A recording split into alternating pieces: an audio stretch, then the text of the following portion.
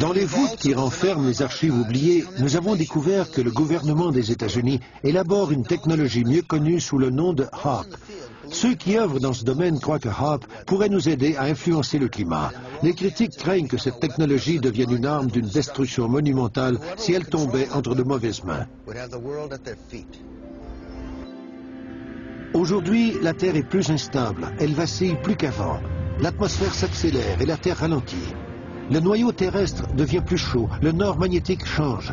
Le Soleil est plus actif et plus âgé que nous l'avons cru. Tout est plus imprévisible et les hommes semblent vouloir pousser les choses à leurs extrêmes limites. C'est insensé parce qu'ils ignorent les risques. Ils jouent avec le système électrique de la planète. Nous avons besoin d'air pour survivre. Je pense que nous ne devrions pas faire quoi que ce soit pour l'endommager. HAARP est-il sûr? Oui, il l'est. Fondamentalement, HAARP est une technologie d'armes de la guerre des étoiles basée au sol. HAARP m'effraie parce que je sais ce qu'elle peut faire. C'est une technologie qui peut contrôler l'esprit humain. Non, je n'ai pas entendu parler de la guerre ionosphérique. Je ne sais même pas ce que ce terme signifie. Le regretté Carl Sagan a dit « Nous avons convenu d'une civilisation globale dans laquelle les éléments les plus cruciaux dépendent de la science et de la technologie. Nous avons aussi organisé les choses pour que personne ne comprenne la science ou la technologie. Nous pourrions y échapper pour un certain temps, mais tôt ou tard, ce mélange explosif d'ignorance et de pouvoir nous sautera au visage. »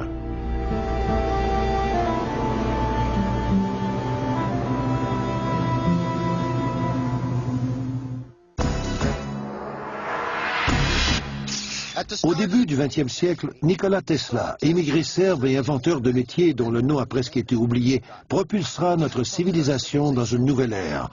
On lui doit le courant alternatif, la radio, le tube fluorescent, le contrôle à distance ainsi que la robotique. En tout et partout, cet homme aura fait breveter 700 inventions.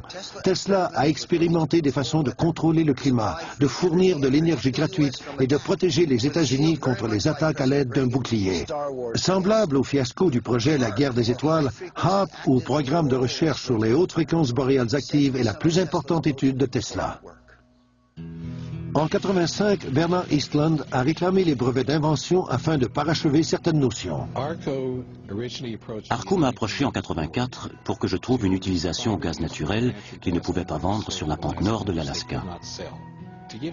Pour vous donner une idée de la quantité de gaz pour laquelle ils m'ont demandé de trouver une application, le gaz nécessaire pour produire toute l'électricité aux États-Unis pendant une année entière.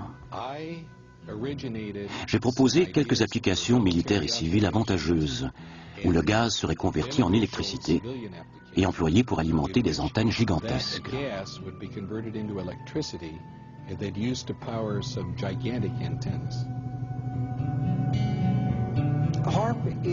HAARP est une grosse antenne qui capte la fréquence radio et que nous orientons dans la haute atmosphère pour simuler le rôle du Soleil.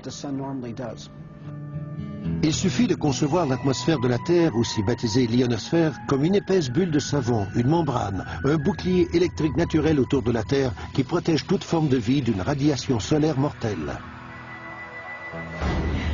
Sans l'ionosphère, on serait grillé. Toute la vie sur la Terre serait grillée.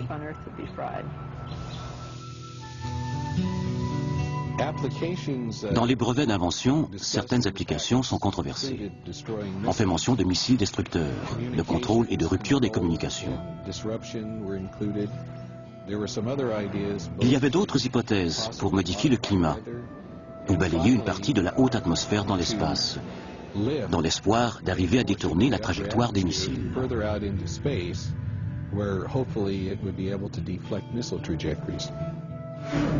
En orientant la fréquence radio dans l'ionosphère, nous faisons en sorte que celle-ci frappe les molécules d'atmosphère. Elle a tendance à faire bouger plus vite les particules sous-atomiques, à augmenter la température à plus de 1600 degrés, ce que fait normalement le Soleil à ses particules dans l'atmosphère.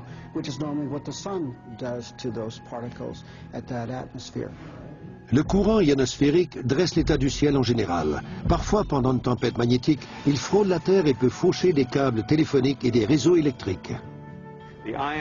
L'ionosphère de la Terre contient une énorme quantité d'énergie.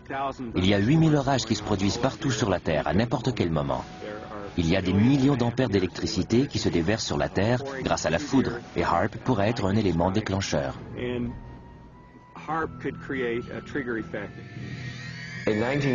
En 1983, j'ai procédé à une tomodensitométrie avec 30 watts pour trouver du pétrole dans le sol.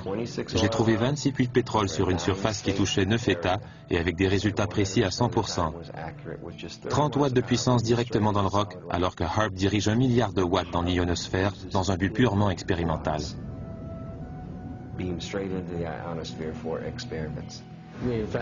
Nous faisons des expériences et nous planifions des essais afin de détecter des tunnels souterrains.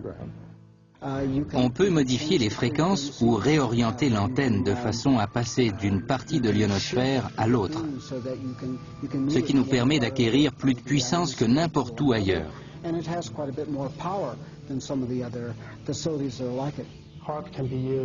HAARP peut être utile pour explorer des mines d'or ou des puits de pétrole, parce que le signal de basse fréquence peut pénétrer plus profondément dans la Terre, dans l'eau ou dans l'océan que le signal de haute fréquence.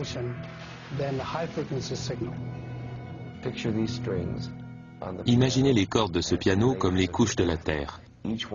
Chacune a sa propre fréquence. Nous orientons les ondes hertziennes dans la Terre et elles font vibrer n'importe quelle corde présente dans le sol. Nous pourrions recevoir un son qui nous indiquerait que c'est du gaz naturel, ou un autre qui nous suggérerait que c'est du pétrole brut. Nous serions capables d'identifier chaque fréquence de chaque couche terrestre.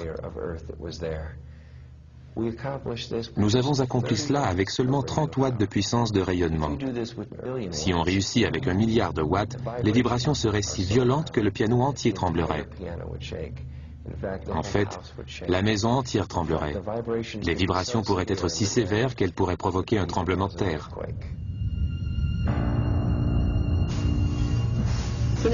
Les tremblements de terre, c'est autre chose. Nous en avons eu beaucoup et aussi de nombreuses éruptions volcaniques au cours des dernières années même. Peut-être qu'il ne s'agit que d'un cycle d'événements puisque l'histoire a connu son lot de tremblements de terre et de volcans.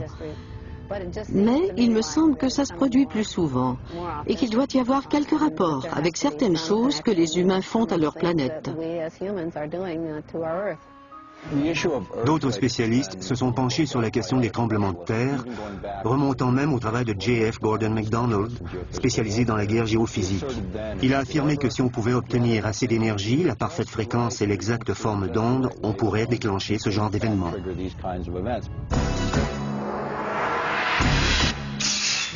Pendant 50 ans, nous avons fiché des trous dans notre atmosphère avec des fusées, détruit l'ozone avec les CFC et causé d'autres problèmes sérieux en faisant des essais d'armes nucléaires.